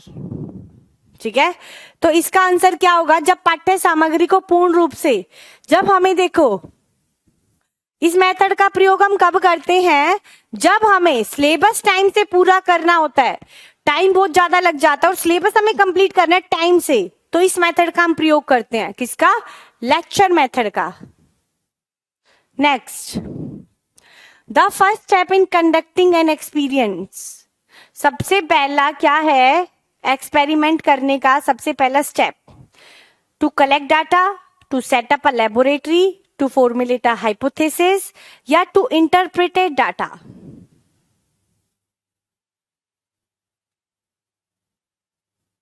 बताओ।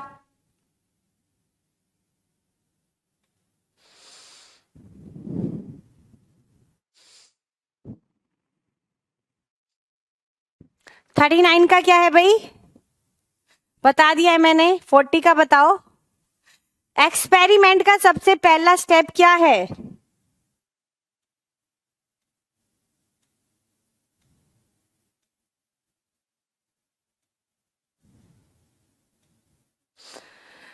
जब भी एक्सपेरिमेंट आए या कोई चीज आए तो उसमें हमें क्या करना है? उपकल्पनाओं का निर्माण। सबसे पहले उपकल्पना बनेगी, उसके बाद सॉल्यूशन निकाला जाएगा, फिर प्रयोग किया जाता है। ठीक है, तो आंसर इज सी। नेक्स्ट, निम्नलिखित में से कौन सी गतिविधि भावात्मक अभिव्यक्ति के लिए सर्वाधिक महत्वपूर्ण समझी जाएगी? भावात्मक के लिए आंसर देख लेना, क्या लिखा है? भावात्मक, ड्रामेटाइजेशन, सिंगिंग, स्टोरी या डिबेट। जसप्रीत ने 39 क्वेश्चन पूछा है, दोबारा देख लेते हैं। देखो, व्याख्यान विधि का प्रयोग जब ज्यादा किया जाता है जब हमें सिलेबस कंप्लीट टाइम से करना होता है। जब हमें सिलेबस ज्यादा टाइम से कंप्लीट करना होता है तो हमें लेक्चर मेथड का प्रयोग करना पड़ता है। नाउ एक क्वेश्चन पूछा है 40, प्रयोग। देखो, जब भी हमें प्रयोग करना है, कोई एक्सपेरिमेंट करना है या सॉल्यूशन निकालना है या कोई साइंटिफिक मेथड का सबसे पहला स्टेप पूछा जाए तो आंसर आएगा हाइपोथेसिस, उपकल्पना का निर्माण। इसी के आधार पर आगे की चीजें होती हैं। ठीक है, नाउ नेक्स्ट, इसका बताओ भाई। पहले तो ये बताओ, आज कितने बच्चे पूरी क्लास लेंगे? 6 बजे तक। आज 6 बजे तक की क्लास है लगातार।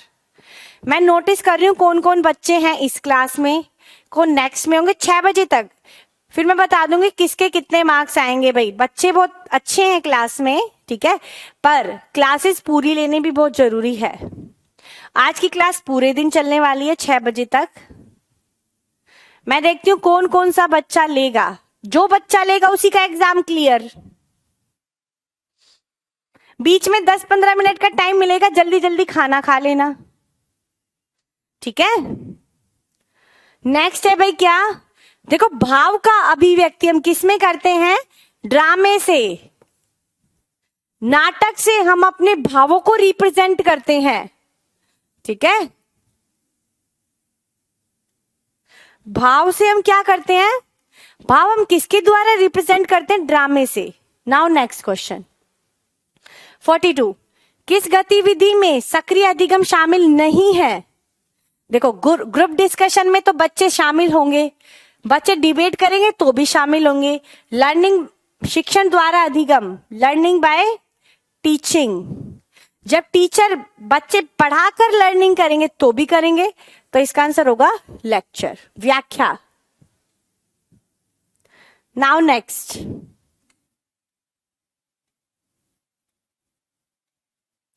फर्स्ट जल्दी बताओ।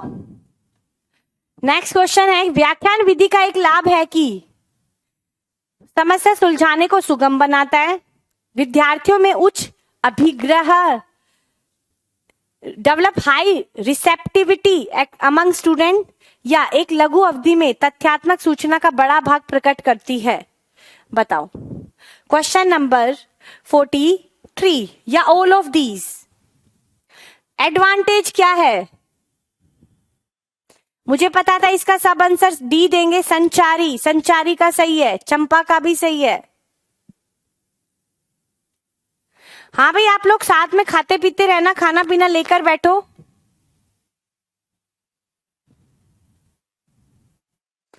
तो आंसर क्या आएगा भाई इसका? इसका आंसर होगा ये। लेक्चर मेथड में प्रॉब्लम सोल्व होती ही नहीं है, तो ये दो ऑप्शन कट गए।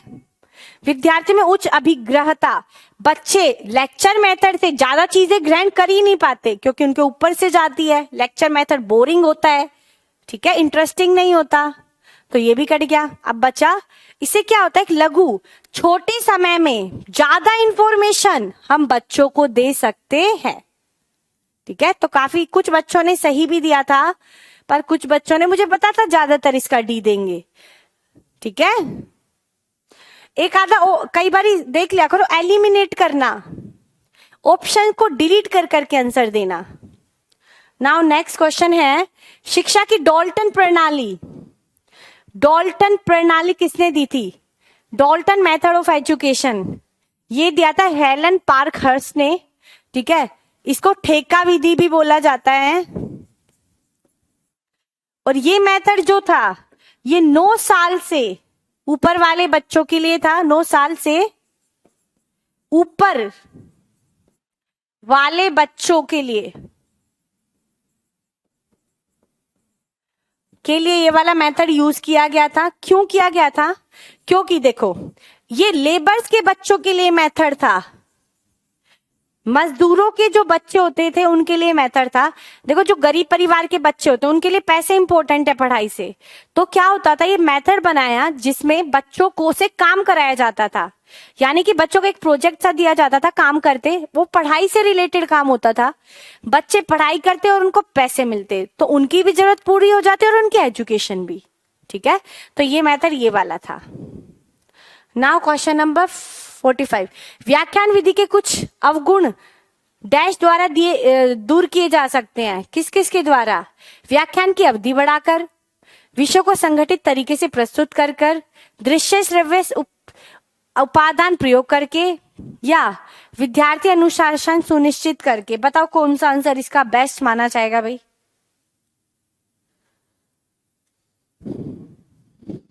हम टीचिंग लर्निंग मेथड को कैसे बढ़िया बना सकते हैं?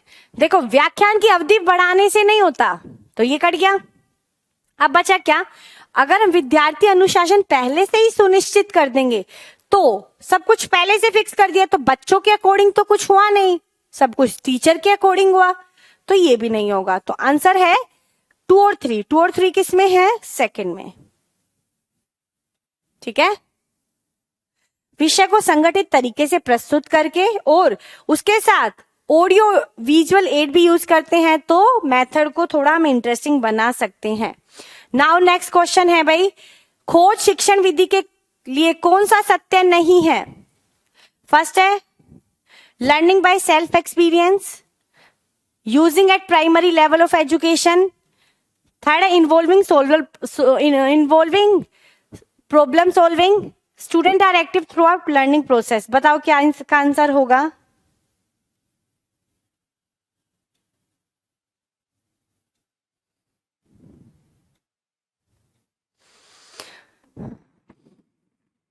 देखो क्या था, जो ये खोज विधि है इसका प्रयोग हम प्राइमरी क्लासेस के लिए नहीं कर सकते, ये बड़ी क्लासेस का मेथड है। Now next question number next, heuristic method of teaching was developed by, किसने दिया था? आर्मस्ट्रॉन्ग ने। नेक्स्ट है 48, व्याकरण पढ़ाने की आगमन विधि के बारे में कौन सा सत्य है? फर्स्ट, भली भांति प्रशिक्षित नहीं हुए अध्यापकों को भी व्याख्यान का उपयोग करते हुए व्याकरण पढ़ाने की अनुमति देता है। विद्यार्थी केंद्रित है, या व्याकरण के सूक्ष्म बिंदुओं को शिक्षण करवाता है, या all of above. Inductive method, inductive method का सबसे बड़ा क्या है एडवांटेज? सबसे सही क्या बात है उसके बारे में बताओ भाई।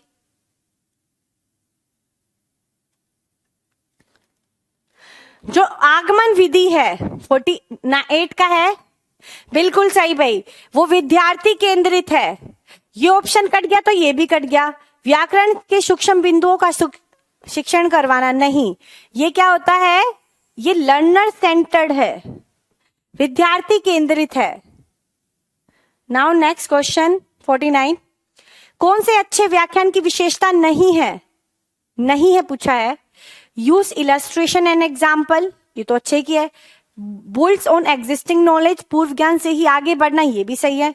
एक ही व्याख्यान में कई थीम बताना, अब एक्सप्लेनेशन दे रहे हो, बहुत सारी चीजें उसमें बता दोगे तो कंफ्यूजन हो जाएगी। And should not be too long, ज्यादा लंबा भी नहीं होना चाहिए, ये बात भी सही है।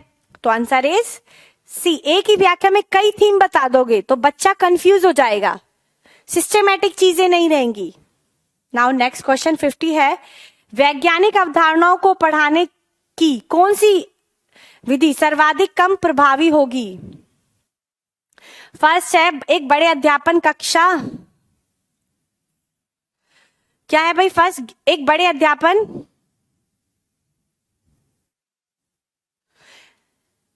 कक्षा को व्याख्यान देना, एक छोटे समूह को वैज्ञानिक नियमों का प्रदर्शन, या विद्यार्थियों द्वारा किए गए प्रयोगशालीय प्रयोग या विज्ञान परियोजनाएं।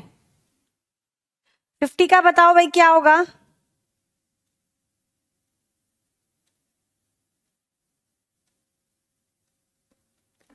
सब सही बता रहे हैं भाई। इसका आंसर क्या होगा कि वैज्ञानिक अवधारणाओं को पढ़ाने की सर्वाधिक कम उपयोगी, giving lecture to a large classroom, व्याख्या देना सबसे कम प्रभावी होगा। ठीक है, नेक्स्ट क्वेश्चन नंबर 51, थोड़ा जल्दी जल्दी करो भाई, काफी क्वेश्चंस है वरना क्वेश्चन रह जाएंगे। परिक्रिया के बारे में बताते हुए फर्स्ट क्वेश्चन है भाई 51, बच्चों को छनन प्रक्रिया के बारे में बताने का सर्वश्रेष्ठ तरीका होगा प्रक्रिया के बारे में बताते हुए व्याख्यान देना, या कक्षा चर्चा करना, बोर्ड पर विस्तृत आरेख बनाना, या give a demonstration of the purpose. बताओ क्या आंसर होगा इसका?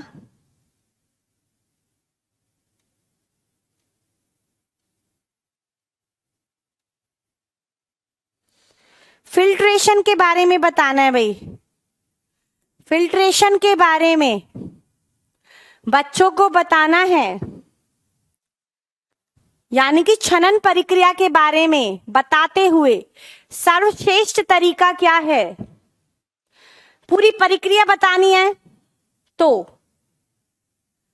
फिल्ट्रेशन प्रोसेस बच्चों को समझाना है, तो सबसे बढ़िया तरीका है डेमोन्स्ट्रेशन मेथड।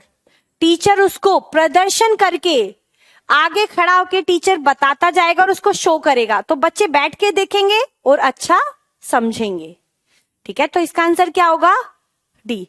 डायग्राम बनाना ज्यादा अच्छा नहीं है, कक्षा में डिस्कशन करने से समझेंगे नहीं, देख के ज्यादा समझेंगे। Now next question number 52, group project work help in developing. First है strong intra group competition, second individual sense of achievement, या third collaboration and problem solving skill, या ऑल ऑफ दीज।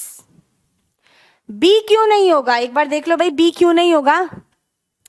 कक्षा में डिस्कशन करेंगे हम फिल्ट्रेशन प्रोसेस के बारे में, बच्चे को पता ही नहीं होगा तो वो क्या डिस्कशन करेगा? बच्चों को कंसेप्ट ही नहीं पता होगा तो बच्चा डिस्कशन भी नहीं कर सकता। तो अगर अब टीचर बच्चों को सामने वो प्रक्रिया करेगा और उसको डिक्टेट करता रहेगा तो बच्चे आगे देखेंगे और समझ जाएंगे। That's it. नाउ नेक्स्ट समूह परियोजना, बताओ भाई क्या आंसर होगा? जिसमें ग्रुप में काम किया जाता है, ग्रुप में काम किया जाता है। देखो ग्रुप वर्क से क्या होता है, बच्चों के अंदर सहयोग और समस्या सुलझाने का कौशल डेवलप होता है, ना कि उनमें कंपटीशन। कंपटीशन कभी डेवलप नहीं करना बच्चों में। आंसर सी, ए और डी कट गया। सेकंड, प्राप्ति की व्यक्तिगत संवेदना, अगर हम अपना इंडिविजुअल गोल प्राप्त करने पर फोकस करें तो वो ग्रुप वर्क हुआ ही नहीं, ठीक है। तो आंसर इसका क्या होगा, सी। बच्चे में collaboration and problem solving skill का डेवलप होगा अगर बच्चे ग्रुप में चीजों को करते हैं, ठीक है। नाउ नेक्स्ट, विज्ञान में प्रयोगशाला प्रयोग को laboratory experiment in science will be classified as,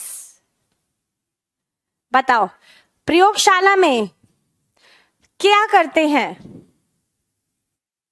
प्रयोगशाला में क्या करते हैं भाई, प्रयोग या एक्टिविटी, ठीक है। तो आंसर इज एक्टिविटी। प्रयोगशाला किस सिद्धांत पर आधारित है, एक्टिविटी बेस्ड।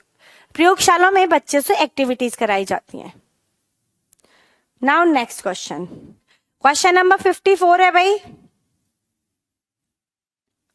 हाँ, विच of the following is not an advantage of project based instruction. First है, चुनाव करने की अनुमति देते हुए विद्यार्थी प्रेरणा को बढ़ाता है, या रटकर द्वारा सीखने को बढ़ाता है, विद्यालय आधारित अनुदेशन को वास्तविक जीवन से जोड़ता है। एडवांटेज नहीं है पूछा है, ठीक है। प्रोजेक्ट मेथड से रोट लर्निंग नहीं बढ़ती है, ये इसके एडवांटेज नहीं है, ठीक है। नेक्स्ट, मनोरंजक अध्ययन को क्या किया जाना चाहिए, बढ़ावा नहीं देना चाहिए क्योंकि इससे बहुत समय लगता है, केवल पुस्तकालय में अनुमति होनी चाहिए, केवल घर पर किया जाना चाहिए, या मददगार है और भाषाई पाठ्यक्रम का अविभाज्य भाग होना चाहिए। 55 का क्या होगा भाई, मनोरंजक अध्ययन क्या है भाई, देखो रिक्रिएशनल लर्निंग, देखो जब भी आए ना ओनली वर्ड, इसमें ओनली है इसमें ओनली है, वो नेगेटिव हो जाता है, नेगेटिव आंसर है वो, यानी कि एक चीज पर फोकस किया गया है। और हमें रिक्रिएशनल एक्टिविटीज को नहीं डिस्करेज करना चाहिए, इसको क्या, ये हमारे लिए बहुत हेल्पफुल होता है। मददगार है और भाषाई पाठ्यक्रम का अविभाज्य भाग होना चाहिए, इंटरेस्टिंग होता है मनोरंजन। नेक्स्ट, परियोजन विधि का पहला पद क्या है, first step of project method teaching, बताओ। पहले ऑब्जेक्टिव बनाएंगे या एक्टिविटी या प्लानिंग, फर्स्ट फटाफट बताओ।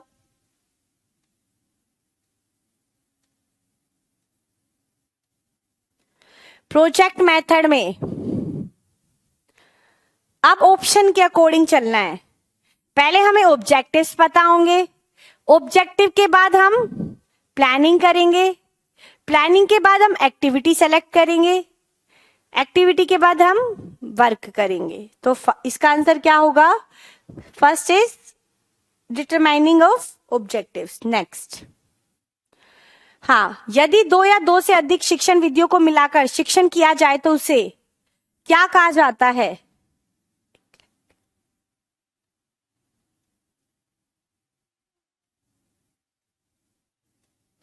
इस मेथड को कहा जाता है जब 2 या 2 से अधिक मेथड एक साथ यूज किए जाते हैं उसको एक बनाकर। तो आंसर हो रहा है इक्लेक्टिक, इक्लेक्टिक विधि होती है। नेक्स्ट, क्वेश्चन नंबर 58,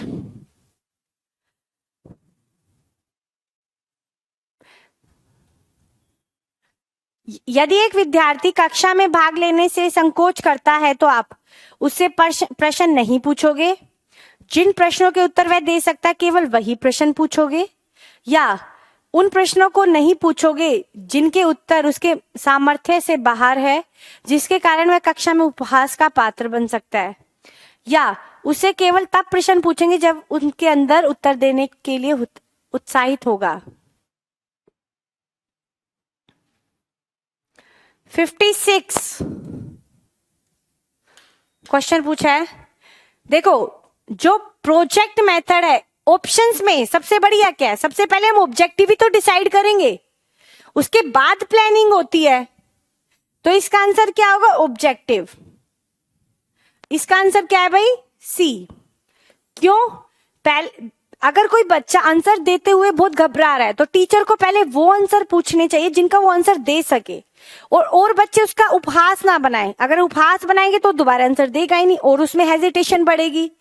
पहले वो क्वेश्चन पूछे टीचर जिनका वो आंसर दे सकता है, तो उसमें हेजिटेशन उसकी रिमूव हो जाएगी। ठीक है, तो सी इसका आंसर है। Now next, at lower classes playway method of teaching is based on, किस मेथड पर बेस्ड है? शारीरिक शिक्षा कार्यक्रम के सिद्धांत पर, शिक्षण की विधियों के सिद्धांत पर, या विकास एवं वृद्धि के मनोवैज्ञानिक सिद्धांत पर, या शिक्षण के सामाजिक सिद्धांत पर? बताओ भाई क्या है इसका आंसर।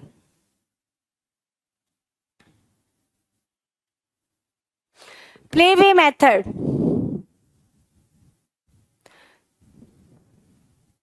डी नहीं होगा भाई इसका। क्यों होगा डी 58 का? केवल तब प्रश्न पूछोगे जब वे उनके उत्तर देने के लिए तैयार हो। क्यों? केवल मैंने क्या बताया था, नेगेटिव होता है। एक ने भाई 57 भी पूछ दिया। इलेक्ट्रिक मेथड वो मेथड होता है जिसमें टीचर एक से ज्यादा मेथड को एक साथ यूज करता है।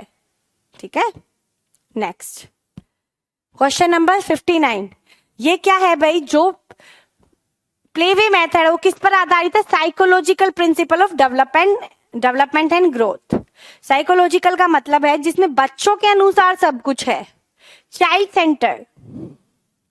नेक्स्ट है ये वाला, भारत में समृद्ध वनस्पति जगत और प्राणी जगत के बारे में पढ़ाने के बाद विद्यालय द्वारा प्राथमिक कक्षाओं के विद्यार्थियों को रणथंभौर उद्यान ले जाया जाता है। यह डैश में विद्यार्थियों की सहायता करता है कक्षा अधिगम को वास्तविक जीवन परिस्थितियों के साथ जोड़ने, पर्यावरण संरक्षण के लिए कौशलों को विकसित करने, या भारी भ्रमण में दोस्तों के साथ मजा लेने, या प्रकृति के प्रति सम्मान विकसित करने। बताओ।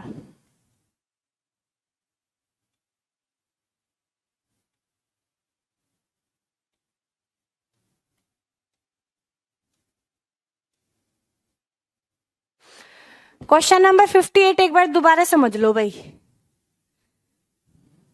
नहीं भाई, इनमें बहुत डिफरेंस है। ये बच्चों को बड़ा कंफ्यूज कर रहा है क्वेश्चन। क्या है इसमें? एक बच्चा हेजिटेट करता है आंसर देते वक्त, तो टीचर को इन चारों ऑप्शन में से देखना है पहले। क्या है? जिन प्रश्नों के उत्तर वह दे सकता केवल वही प्रश्न को पूछे। देखो ये दोनों स्टेटमेंट सेम है।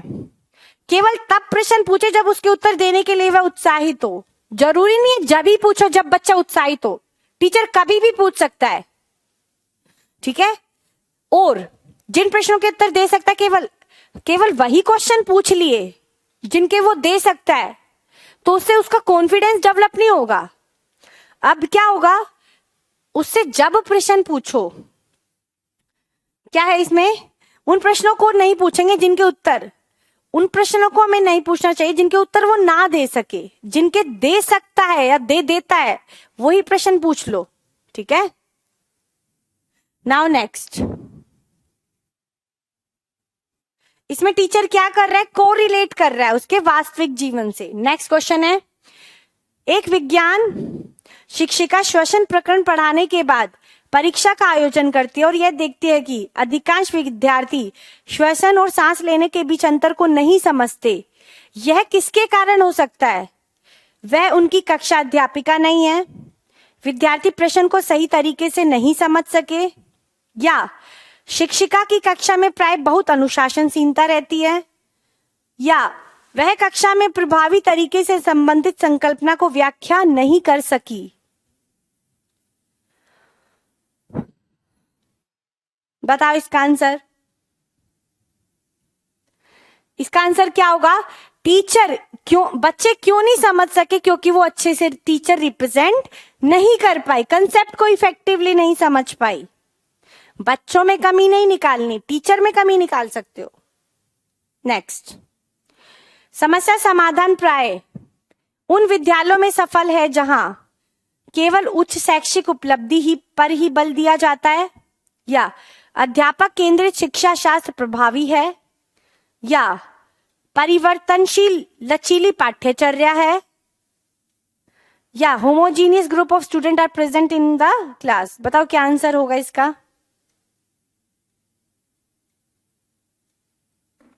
प्रॉब्लम सॉल्विंग कहां पर सक्सेसफुल हो सकता है? जहां पर परिवर्तनशील और लचीली पाठ्यचर्या हो। परिवर्तनशील और लचीली पाठ्यचर्या, फ्लेक्सिबल एक बहुत पॉजिटिव वर्ड होता है। 61 में क्या बोला है भाई? देखो, ज्यादा बेस्ट ऑप्शन सी डी है। कक्षा में वो प्रभावी तरीके से अपना कंसेप्ट इफेक्टिवली रिप्रेजेंट नहीं कर पाई, तभी बच्चे नहीं समझ पाए। ठीक है, नेक्स्ट। एक विद्यालय ने राजस्थान के लिए कक्षा के बच्चों के शैक्षिक भ्रमण की योजना बनाई। भ्रमण के दौरान बच्चों से आपकी क्या अपेक्षाएं रहेंगी? उन्हें आनंद उठाना चाहिए या उन्हें ध्यान से अवलोकन करना चाहिए, टिप्पणियां दर्ज करनी चाहिए और बाकी बच्चों तथा शिक्षक के साथ अपने अवलोकन को बांटना चाहिए, या थर्ड है, यदि उनके कोई प्रश्न हो तो उन्हें दर्ज कर लेना चाहिए और घर पहुंचने के बाद अभिभावक से उन्हें पूछना चाहिए, या चीजों के बारे में बिना कोई प्रश्न पूछे सभी का अवलोकन करना चाहिए। फटाफट बताओ। 63 का है सबसे बढ़िया ऑप्शन बी। बी एकदम करेक्ट आंसर है इसका। किसी ने एक क्वेश्चन पूछा है भाई, वो क्वेश्चन भूल गई मैं कौन सा है। नेक्स्ट, पर्यावरण अध्ययन की कक्षा में सरल प्रयोग और निर्देशन किया जा सकता है। फर्स्ट, बच्चों को स्वयं सीखने के योग्य बनाने और अवलोकन कौशलों को पैना करने के लिए, या उच्च कक्षाओं में क्या किया जाता है उसका अनुकरण करने के लिए, या बच्चों द्वारा पूछे गए प्रश्नों पर आधारित विचारों पर चर्चा करने, अवलोकन को दर्ज करने और उनका विश्लेषण करने के लिए, या भाई कक्षा में अनुशासन को सुनिश्चित करने के हेतु बच्चों को नियंत्रित करने के लिए। कौन सा ऑप्शन सबसे बढ़िया है? 64 का।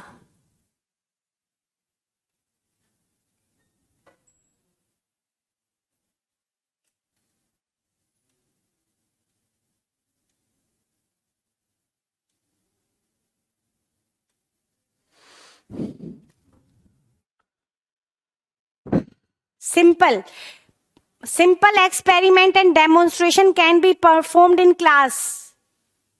कैसे? बच्चों को स्वयं सीखने के योग्य बनाने और अवलोकन कौशलों को पैना करने के लिए। इसका आंसर देखो भाई, पैना का मतलब होता है शार्प करने के लिए, एकदम क्लियर करने के लिए। बताओ क्या आंसर होगा भाई? बहुत बच्चों ने सही नहीं दिया है, दोबारा सोच लो एक बारी।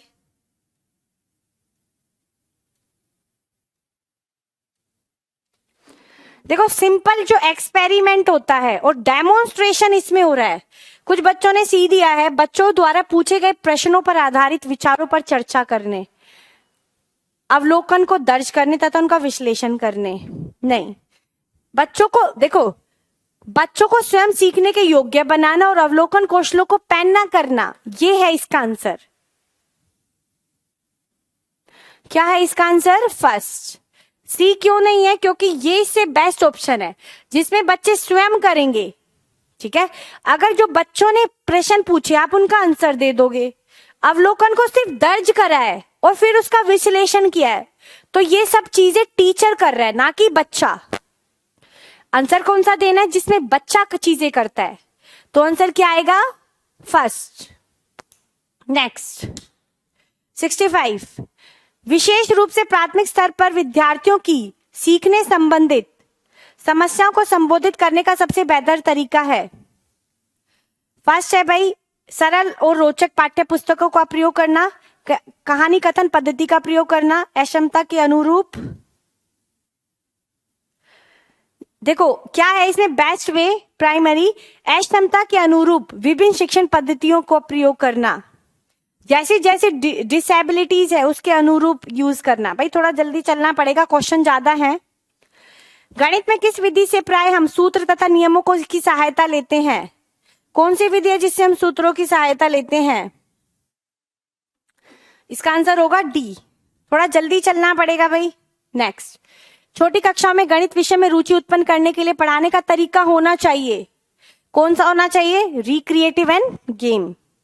नेक्स्ट, निम्न में से कौन सा तरीका विज्ञान विषयों को समझाने के लिए उच्च प्राथमिक स्तर पर उपयुक्त नहीं है? स्पष्ट, वस्तुओं का प्रेक्षण करना और अवलोकन को रिकॉर्ड दर्ज करना, रेखा चित्र बनाना, वास्तविक अनुभव प्रदान करना, अमूर्तता के द्वारा विषयों को सीखना, learn the subject through abstraction. Primary stages के बारे में बात की गई है, तो बताओ क्या आंसर होगा इसका, फटाफट से बताओ भाई।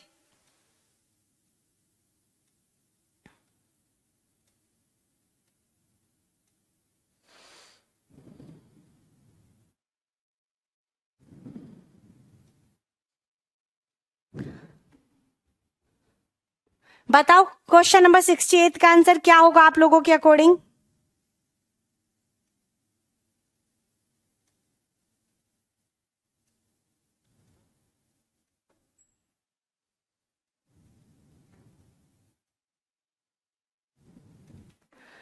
सिक्सटी एट का आंसर होना चाहिए। देख, छोटे बच्चों को हम अमूर्त चीजों से नहीं समझा सकते, मूर्त से समझा सकते हैं। बच्चों को समझ ही नहीं आएगा अगर हम अमूर्त से समझाएंगे। छोटे बच्चों को हम हैंड एक्सपीरियंस से समझा सकते हैं, रेखा चित्र बनवाकर समझा सकते हैं, ऑब्जर्वेशन से भी। तो answer is G. Now question number 69, निम्नलिखित में से कौन सा प्रोजेक्ट पद्धति का दोष नहीं है। दोष नहीं है पूछा है, तो दोष क्या नहीं है कि उसमें रियल लाइफ में जाकर बच्चा सीखता है, तो उसकी लाइफ से रिलेटेड हो गया, तो ये हो गया। नाउ नेक्स्ट, तीसरी कक्षा के छात्रों के लिए सर्वोत्तम विधि चुनिए। बच्चा छोटा है, प्राइमरी क्लास का, लेक्चर मेथड होगा नहीं, या लेबोरेटरी मेथड भी नहीं होगा क्योंकि बच्चा छोटा है, प्रयोग कर नहीं सकता। तो आंसर देखो इसका क्या होगा भाई, इसका आंसर होना चाहिए क्रिएटिव। बच्चों से क्रिएटिव एक्टिविटी करानी है। नेक्स्ट, 4 भावी शिक्षकों से कक्षा 5 के विद्यार्थियों के लिए मूल विषय यात्रा पर प्रस्तुतिकरण बनाने के लिए कहा गया। 4 भावी शिक्षकों से कक्षा 5 के विद्यार्थियों के लिए मूल विषय यात्रा पर प्रस्तुतिकरण बनाने के लिए कहा गया। प्रत्येक ने निम्नलिखित नीतियों में से किसी एक पर मुख्य रूप से केंद्रित किया। फर्स्ट, विद्यार्थियों से यात्रा के विभिन्न साधनों के चित्र एकत्र करके स्क्रैप बुक बनाने के लिए कहना, या विद्यार्थियों से यात्रा में उपयोग किए गए विभिन्न साधनों के अनुभव का वर्णन करने के लिए कहा गया। थर्ड है, यात्रा के विभिन्न साधन विधियों को दर्शाने के लिए वाले चार्ट का उपयोग और उनकी व्याख्या, या पाठ्य पुस्तक की विषय वस्तु के उपयोग द्वारा यात्रा की विभिन्न विधियों की व्याख्या करना। देखो, व्याख्या नहीं करनी, दोनों में व्याख्या आ गया, काट दिया। अब क्या है, बच्चों का अनुभव पूछा गया है, तो option is this. Next question है, आपकी कक्षा में कुछ बच्चे हैं जो गलतियां करते हैं और इस परिस्थिति का आपके विश्लेषण के अनुसार इनमें से कौन सा कथन सर्वाधिक उपयुक्त है। फर्स्ट, बच्चों की अध्ययन में रुचि नहीं है और ये अनुशासनहीनता उत्पन्न करना चाहते हैं, या बच्चों को आपकी कक्षा में प्रोन्नत नहीं करना चाहिए था, या बच्चों ने अभी तक संकल्पनात्मक स्पष्टता प्राप्त नहीं की है तथा आपको अपनी शिक्षण विधि पर चिंतन करने की आवश्यकता है, या बच्चों का बुद्धि स्तर निम्न है। देखो, अगर बच्चे क्या कर रहे हैं, गलतियां कर रहे हैं, तो इसका मतलब टीचर ने अच्छा नहीं पढ़ाया है। अगर बच्चे गलतियां करते हैं तो बच्चों में कमी नहीं निकालनी, टीचर में कमी निकालनी है, टीचर की विधि में कमी निकालनी है। नेक्स्ट, क्रियात्मक शोध किसे कहते हैं। क्रियात्मक शोध यानी कि एक्शन रिसर्च।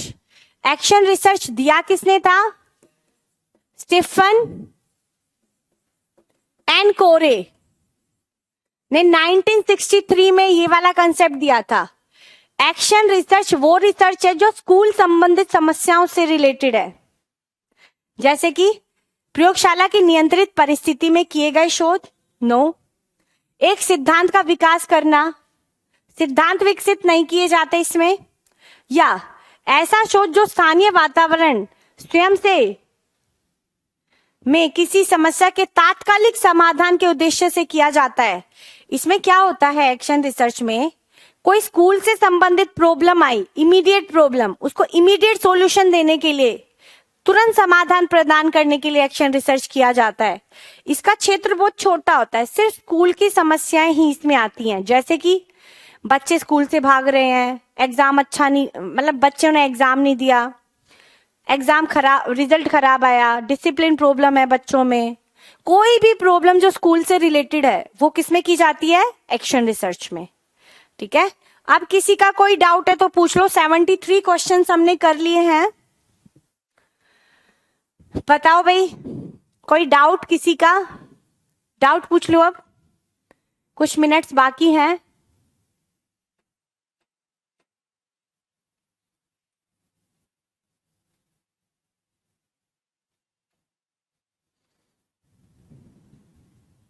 क्वेश्चन नंबर 69 और 59, 69 एंड 59।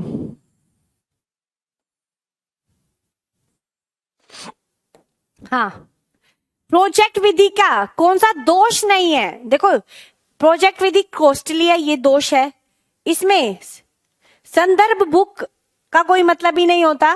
टीचिंग है हजार्ड एंड डिसकंटिन्यूटी, इसमें कुछ चीजें डिसकंटिन्यू हो जाते हैं जिससे बच्चों का कंसेप्ट जल्दी नहीं हुए। ठीक है, तो ये वाला मेथड बच्चों की रियल लाइफ से रिलेटेड है। शिवा, अपने क्वेश्चन दोबारा करना भाई, जिसका गलत हुआ वो दोबारा इस क्लास को देख लेना। इसका क्या है कि टीचर को क्या करना चाहिए?